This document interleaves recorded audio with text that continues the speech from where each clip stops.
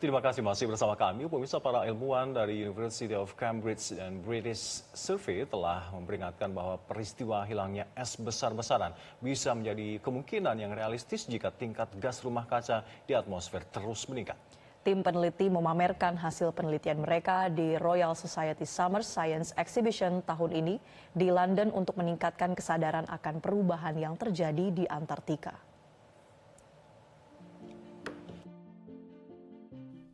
Tim ilmuwan mengebor jauh ke dalam lapisan es, tepatnya 650 meter untuk mengekstrak sepotong inti es Antartika. Tenda mereka dirikan di daratan es yang terisolasi, tidak bersahabat, dan tidak berpenghuni di Skytrain Ice Rise di Antartika. Dengan menyelidiki kedalaman es di benua itu, para ilmuwan dari University of Cambridge dan British Antarctic Survey berupaya memahami apa yang membuat lapisan es di Antartika begitu rentan. Ini adalah bor kedalaman menengah milik British Antarctic Survey yang mengebor jauh ke dalam batuan dasar lapisan es Antartika. Bor ini digunakan untuk mengekstraksi bongkahan inti es berukuran 80 cm yang selanjutnya dipotong untuk dianalisis. Para ilmuwan menghabiskan waktu 3 bulan untuk mengebor. Inti es yang diekstraksi sendiri mengandung gelembung udara yang merupakan sampel langsung dari atmosfer Antartika yang telah berusia 200 tahun. Seorang peneliti di British Antarctic Survey, Thomas Bouskam, mendemonstrasikan bagaimana sampel inti es mencair dan melepaskan gelembung udara di pameran sains musim panas kerajaan tahun ini di London, Inggris. Gelembung udara dilepaskan saat es terendam ke dalam air dan saat es mencair di tengah suhu yang lebih hangat di sekitarnya.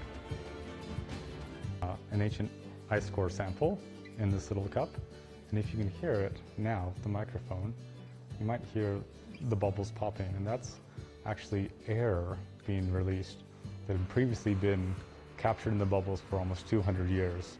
So what I'm breathing in now is probably the purest air you can ever breathe in.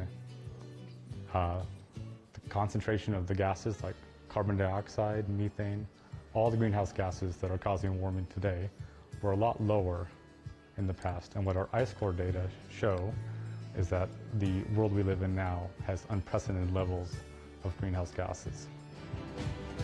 Dengan suhu permukaan tahunan rata-rata minus 26 derajat Celcius, mengekstraksi inti es di Antartika merupakan proses yang menantang secara fisik bagi para peneliti yang terlibat. So the first thing you have to do is, of course, drill the ice core, which in some cases can take as little as a few months, and sometimes our deepest ice cores, which are actually nearly 2 miles long, it's going to take years to drill. That's partially because, you can only stay in Antarctica and work for just a few months at a time.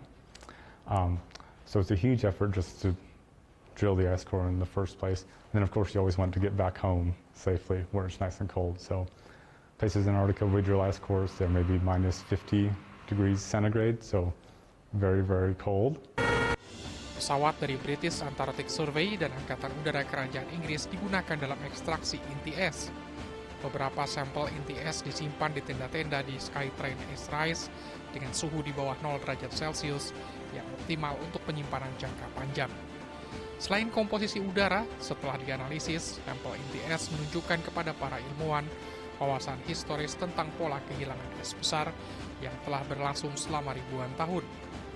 Peristiwa pemanasan di masa lalu dapat mengindikasikan bagaimana lapisan es yang mencair dapat berperilaku di masa depan.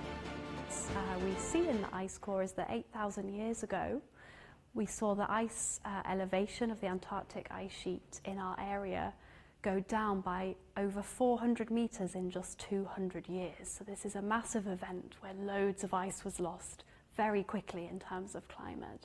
This is really interesting to us because we had climate models telling us that this kind of thing could happen in the future with our current climate warming, but we'd never directly seen evidence of this in our ice core to prove that this is how the ice sheet could behave. So this really puts into perspective what could happen to the ice sheet in the future. The Arctic ice sheet now is in a very similar state to where it was just before this ice loss event 8,000 years ago. So we're seeing similar levels of warming and the similar behaviour in how the ice sheet is operating.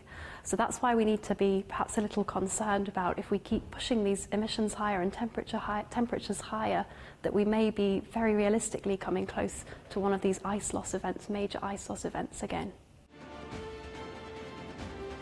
Melalui pameran mereka di pameran Royal Summer Science, tim peneliti berharap dapat meningkatkan kesadaran akan perubahan yang terjadi di Antartika dengan menekankan bahwa kehilangan es yang signifikan di sana dapat berdampak buruk bagi orang-orang di seluruh dunia.